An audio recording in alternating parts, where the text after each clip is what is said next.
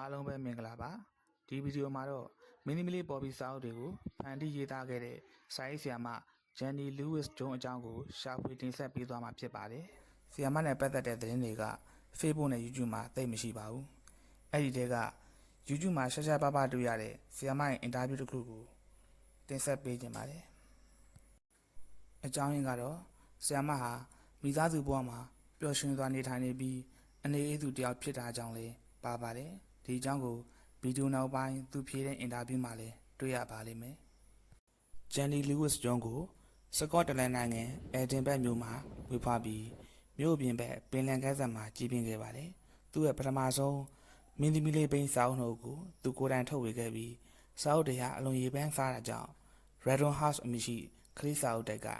စီးရီးလိုက်ဝယ်ပြီးစာအုပ်တွေကိုပြန်လည်ထုတ်ဝေရောင်းချခဲ့ပါတယ်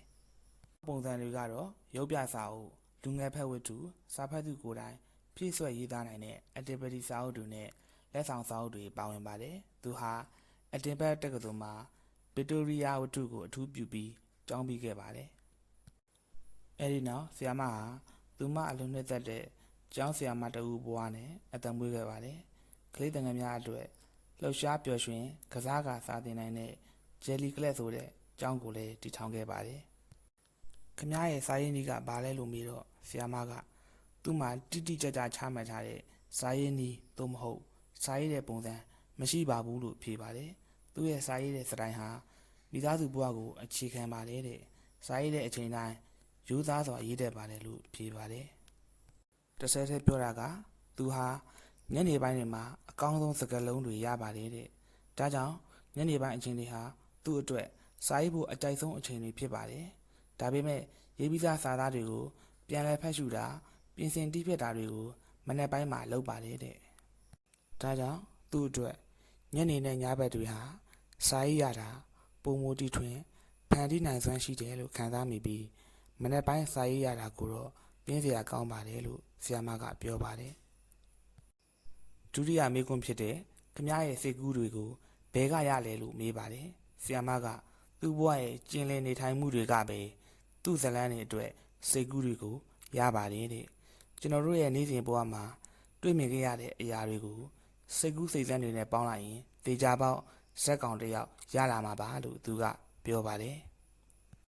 သူ့ဘဝမှာတွေ့ကြုံဘူးခဲ့သမျှကိုဇက်ကောင်တွေအဖြစ်ဖန်တီးပေါင်းဆက်ထားတာပါသူ့ရဲ့ကလေးတွေသူတို့မျိုးကလူတွေယထာစီးရင်ဘက်စကားစီးရင်တက်စီးစီးရင်နဲ့လူဘဝရဲ့အသွင်ပြင်တွေကနေအကြံဉာဏ်တွေရရှိခဲ့ပါတယ်မင်းရဲ့ဘဝနေထိုင်တဲ့ပုံစံကိုဘယ်လိုဖော်ပြမလဲလို့မေးချိန်မှာသူ့ရဲ့ဘဝပုံစံဟာခေဟောင်းဆန်ပါတယ်တဲ့ဆီယမကသူဟာအိမ်မှာငှက်ကလေးတစ်ကောင်နဲ့တူပြီးသူ့အိမ်သူ့သား၃ယောက်သူ့အိမ်တော်ရေးနဲ့သူ့အလုပ်ထဲမှာပျော်ရွှင်ကျေနပ်နေပါတယ်တာမန်နေ့တစ်နေ့မှာဆီယမဟာသူ့ခွေးလေးနဲ့ကမ်းခြေမှာလမ်းလျှောက်ထွက်မယ်မိသားစုစားတော့ဖို့ချက်ပြုတ်မယ်စာနဲ့ရေးမယ်ဒီလောက်ဆိုရင်ဘဝဟာသူ့အတွက်အဆင်ပြေပါတယ်တဲ့ဆရာမရဲ့အကြိုက်ဆုံးစာအုပ်တွေအကြောင်းမေးကြည့်တဲ့အခါ Anna of Green Gables အဲ့ဒီနောက်မြခင်းပြင်ပေါ်ရှိအိမ်လေးတစ်အိမ်ဖြစ်ပါတယ်အစောပိုင်းသူစာတွေစတင်ဖတ်ခဲ့တုန်းက Katie Morris ကိုကြိုက်ပါတယ်တဲ့အဲ့ဒီနောက်မှာ Millie Molly Mandy ကိုဖတ်ခဲ့ပူပါတယ်အဲ့ဒီနောက်ဆရာမဟာ Brontes ကိုဖတ်ရှုပြတယ်ပြီးတော့ Wuthering Heights နဲ့ Jane Eyre စသဖြင့်ကြိုက်နှစ်သက်လာပါလေတဲ့အထူးသဖြင့် Pride and Prejudice ထို့နောက် Manfy Park စတဲ့ Austen ဝတ္ထုတွေကိုကြိုက်ပါတယ်တဲ့အင်တာဗျူးတဲ့သူကစာရေးရာမှာခက်ခဲတဲ့အပိုင်းတွေရှိဘူးလားလို့ဆရာမကိုမေးပြန်ပါတယ်သူစာအုပ်တွေရေးချိန်မှာခက်ခဲတဲ့အပိုင်းတွေရှိဘူးပါတယ်တခါတလေဇလန်းကိုရှေ့ဆက်ပြီးမတွေးနိုင်တော့တဲ့အခါအများအပြားအိတ်ဆက်လိုက်ပါတယ်တဲ့သူ့ရဲ့အဓိကပြဿနာကဇလန်းတစ်ပုဒ်မှာစိတ်ကူးတွေများလုံးနေတာလို့ပြောပါတယ်ဆရာမကလက်မှုပညာကိုလည်းစိတ်ဝင်စားသူတူပါအဲ့ဒါနဲ့ပတ်သက်ပြီးလက်မှုပညာကိုဘယ်တော့မှစိတ်ဝင်စားလာလဲလို့အင်တာဗျူးသမားကမေးပါတယ်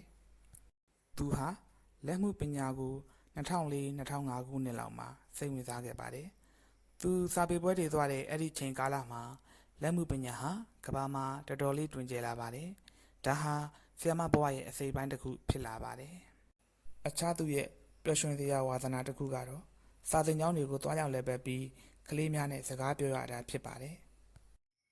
ဗီဒီယိုအဆုံးသတ်မှာပြောချင်တာကတော့ ပေါ်ပီတို့ရဲ့ပိုင်ရှင်စာရေးဆရာမဂျန်နီလူးစ်ဂျွန်ဟာသူမခင်ပွန်းသားသုံးယောက်နဲ့အတူစကော့တလန်နိုင်ငံအက်ဒီဘတ်မြို့မှာပျော်ရွှင်စွာနေထိုင်လျက်ရှိနေပါကြောင်းတင်ဆက်လိုက်ရပါတယ်ခင်ဗျာ။